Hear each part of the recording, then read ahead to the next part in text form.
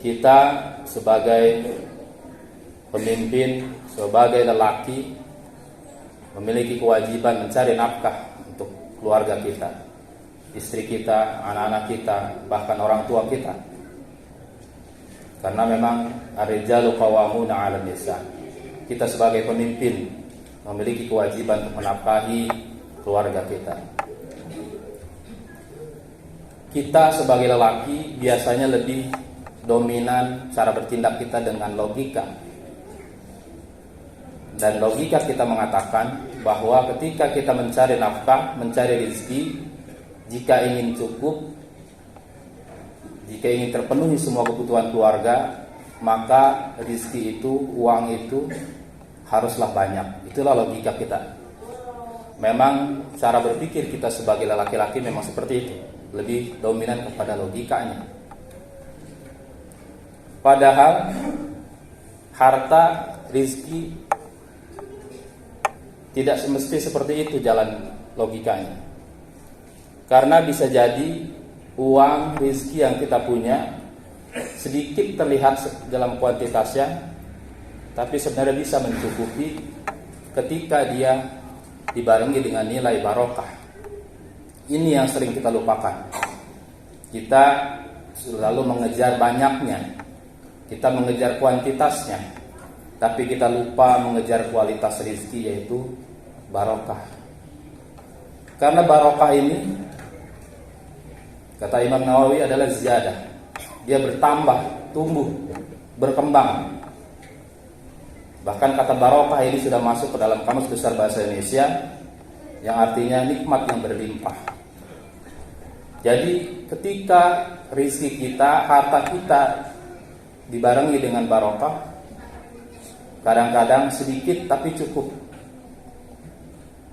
kadang-kadang tidak banyak tapi tentram, membuat hati kita tenang karena mencukupi semua kebutuhan. Memang begitulah sifat rezeki yang barokah. Untuk lebih jelasnya, mari kita tengok sirah. Bagaimana rezeki, makanan, harta yang barokah bisa mencukupi walau sedikit untuk yang banyak. Suatu ketika Nabi kita Muhammad SAW dan para sahabat berperang melawan kafir Quraisy dan sekutunya, yaitu dalam perang mempertahankan kota Madinah, perang Ahzab namanya, atau kita lebih akrab dengan perang Khandaq. Karena memang pada saat itu Nabi kita Muhammad SAW menyetujui salah satu usul sahabat, yaitu Salman Al-Farisi, untuk mempertahankan kota Madinah dengan satu strategi perang yang baru, yang belum pernah dialami, belum pernah dilakukan oleh bangsa Arab manapun, yaitu dengan cara menggali parit sepanjang 5 km, selebar 4 meter, sedalam 3 meter. Usulan itu diterima oleh Nabi kita Muhammad SAW, maka dikerjakanlah oleh seluruh pasukan, oleh seluruh sahabat Nabi kita Muhammad SAW. Pada saat itu kondisi umat Islam benar-benar dalam kondisi yang memprihatinkan secara ekonomi, dalam keadaan susah, karena masih dalam keadaan suasana perang, sulit ekonomi. Maka pasukan yang kurang lebih 1.000 orang itu bekerja menggali parit siang dan malam bergantian karena dikejar waktu. Maka kesulitan dalam logistik, makanan sangat kekurangan. Ada salah seorang sahabat yang mengadu kepada Nabi dengan mengangkat jubahnya, memperlihatkan bahwa dia sudah mengikat 2 buah batu di perutnya karena lapar. Melihat itu Nabi tersenyum. Nabi mengangkat juga jubahnya. Ternyata Nabi sudah ada 3 batu di perutnya. Sahabat mengadukan bahwa dia lapar, ternyata Nabi lebih lapar dari para sahabat. Masya Allah, Nabi kita Muhammad SAW. Melihat itu, seorang sahabat Abdullah bin Jabir, yang kebetulan memang dianugerahi oleh Allah lebih banyak hartanya dari yang lain, merasa prihatin, merasa iba luar biasa. Akhirnya dia pulang ke rumah, menanyakan kepada istrinya, "Wahai istriku, adakah makanan yang bisa dimasak untuk Nabi kita Muhammad SAW yang dalam kondisi lapar?" Kata istrinya, memang kondisi sedang sulit. Kata istrinya, ada 1 sok gandum dan ada 1 kambing yang masih kecil sekali. Kata sahabat Abdullah bin Jabir, masak itu. saya akan mengundang Nabi makan di rumah kita. Singkat cerita, diundanglah Nabi, dan Jabir berpesan, ya Nabi, ajak beberapa sahabat saja karena makanannya memang sedikit. Jabir pulang duluan, Nabi berpesan, sebelum aku sampai di rumahmu jangan kau buka dulu, tutup makanan itu. Cerita apa yang terjadi, Nabi ternyata membawa seluruh pasukan 1.000 orang lebih ke rumah Abdullah bin Jabir. Jabir panik luar biasa. Nabi tenang saja. Lalu Nabi menyuruh sahabat masuk 10 orang makan, lalu tutup kembali, keluar masuk kembali. 1.000 orang lebih. Kita disuruh mencatat 1.000 orang lebih masuk makan dengan satu sok gandum, dengan satu ekor kambing yang kecil. Ternyata setelah 1.000 orang makan masih tersisa untuk keluarga Jabir. Mengapa bisa demikian? Karena sebelum makan tadi didoakan oleh Nabi Muhammad SAW keberkahan untuk makanan ini. Itulah berkah. Terlihat sedikit tapi mencukupi. Terlihat sederhana tapi menenteramkan. Kadang itu yang kita lupakan. Kita konsentrasi pada banyaknya saja. Padahal sesuatu rezeki, harta yang banyak kadang-kadang lebih menyulitkan. Mungkin ada di antara kita punya penghasilan miliaran, tapi hutang ratusan miliar. Rumah mewah, mobil banyak, tapi anak kena pergaulan bebas, narkoba dan sebagainya. Naudzubillah. Mungkin itu ciri-ciri dari harta kita yang tidak barokah. Banyak tapi tidak mencukupi, tidak menenteramkan. Satu lagi contoh bagaimana harta yang barokah bisa bermanfaat waktu yang panjang, yaitu hartanya Utsman bin Affan. Utsman bin Affan suatu ketika pernah membeli sumur dari orang Yahudi. Karena penduduk Madinah pada saat itu tidak memiliki sumur kecuali milik orang Yahudi, dan Yahudi tidak mau mengasih air secara cuma-cuma. Dia ingin menjualnya setiap liter yang diambil oleh para masyarakat Madinah. Dengan singkat cerita, Nabi memerintahkan siapa yang bisa membeli sumur orang Yahudi itu maka akan Allah balas dengan surganya. Maka Utsman membelinya dengan harga yang cukup mahal. Tahukah saudara-saudara sekalian bahwa sumur itu sampai hari ini masih ada? Dari sumur itu digunakan untuk menyiram kebun kurma, dari kurma menghasilkan, dan disimpan hartanya karena bersifat harta wakaf. Itu dibangun hotel sampai sekarang, rumah sakit, lembaga pendidikan dan sebagainya. Sumur itu masih membawa manfaat hingga hari ini, dari 1400 tahun yang lalu. Memberikan manfaat ke banyak orang. Itulah harta yang barokah. Tidak terbatas oleh waktu. Harta Utsman bin Affan yang luar biasa barokahnya diwakafkan pada saat itu, hari ini masih bisa dinikmati oleh umat Islam. Bahkan dibuatkan rekening khusus oleh pemerintah Arab Saudi dengan nama Utsman bin Affan. Itulah rekening paling tua konon katanya. Nah, setelah kita melihat contoh-contoh itu, bagaimana supaya harta kita, rezeki kita menjadi harta yang barokah, yang bisa cukup, yang bisa menenteramkan, yang bisa membawa manfaat dari dunia hingga akhirat. Yang satu, walau anna ahlal qura amanu wattaqau la fatahna 'alaihim barakatin minas samawati wal ard walakin kadzabu fa akhadnahum bima kanu yaksibun.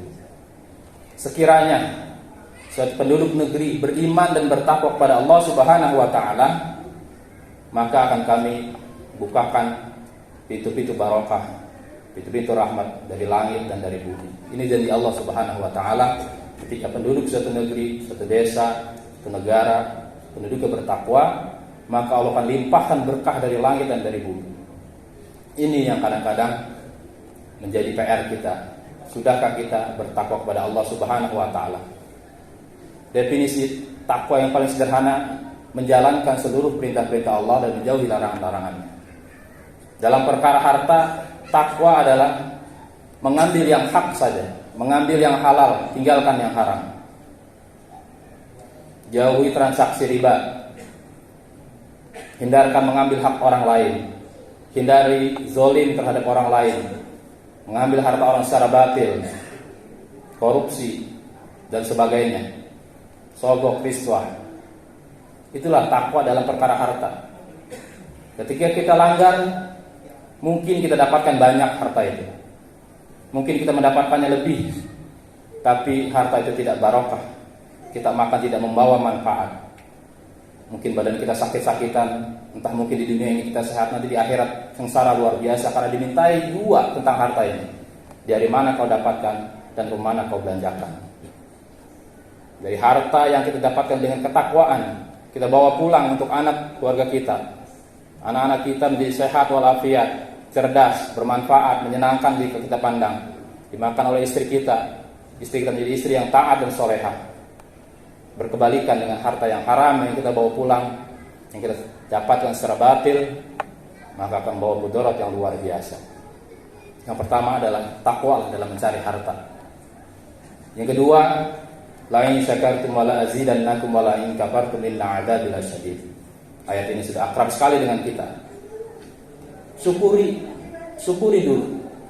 Berapapun yang Allah berikan, berapapun yang Allah anugerahkan, rizkikan kepada kita, syukuri dulu itu. Karena Allah janji ketika disyukuri, maka akan bertambah. Maka Allah akan lipat gandakan, entah kemanfaatannya, entah jumlahnya. Yang jelas Allah janji ketika kita bersyukur, Allah akan tambah. Tapi kalau kita ingkari, maka azab Allah sungguh pedih. Senada dengan hadis yang disampaikan oleh An-Nasa'i bahwa Allah akan menguji setiap hamba dengan pemberiannya. Siapa yang ridho, ikhlas menerima rezeki dari Allah dengan hati yang ridho, dengan lapang, maka Allah akan memberkahinya dan akan mengembangkannya. Dan siapa yang menggerutu, tidak ikhlas dari dengan apa yang Allah berikan, maka Allah cabut keberkahan dari harta kita dan kita tidak akan pernah merasa cukup berapapun banyaknya harta kita. Naudzubillah, tsumma naudzubillah. Yang kedua adalah syukuri. Yang terakhir, ketiga, mathalul ladzina yunfiquna amwalahum fi sabilillahi kamathali habbatin ambatat sab'a sanabila fi kulli sumbulatin mi'atu habbah wallahu yudha'ifu liman yasha. Ketika kita dapatkan harta, rezeki, entah gaji kita, hasil berdagang kita, perolehan bisnis kita, titipkan kepada istri dan sampaikan. Anggarkan untuk infak. Jangan pernah menunggu sisa. Jangan pernah menunggu ada kelebihan dari uang kita, tapi anggarkan. Setiap kita dapat, anggarkan untuk sedekah. Berapa persen? 2%. Paling minimal mungkin setara dengan 2,5% dari penghasilan kita. Karena dari ayat tadi Allah menggambarkan orang yang menginfakkan hartanya di jalan Allah Subhanahu wa taala laksana sebuah biji yang menumbuhkan 700 buah. Setiap harta yang kita sedekahkan di jalannya, maka dari situ akan tumbuh 700 buah. Bukan tumbuh satu, tapi tumbuhnya 700 kali lipat. Itu janji Allah Subhanahu wa taala. Tambahan terakhir mungkin tidak lepas kita berdoa kepada Allah Subhanahu wa taala. Semoga harta kita yang kita dapatkan adalah harta yang halal, harta yang barokah, harta yang membawa manfaat untuk kita kehidupan di dunia ini, terlebih sampai akhirat menghadap Allah Subhanahu wa taala. Nanti ketika kita menghadap pada Allah Subhanahu wa taala, ringan kita ditanya hartamu dari mana? Dari jalan yang halal. Kau belanjakan ke mana? Kita belanjakan kepada yang halal. Mudah-mudahan dengan itu kita selamat di pengadilan Allah Subhanahu wa taala. Amin ya rabbal alamin. Barakallahu li wa lakum fil Qur'anil azim wa nafa'ani wa iyyakum bil ayati wa dzikril hakim wa taqabbala minni wa minkum tilawatahu wa sami'ul alim. Aqulu qawli hadza wa astaghfirullah li wa lakum wa li sa'iril muslimina wal muslimat wal mu'minina wal mu'minat fastaghfiru innahu huwal ghafurur rahim.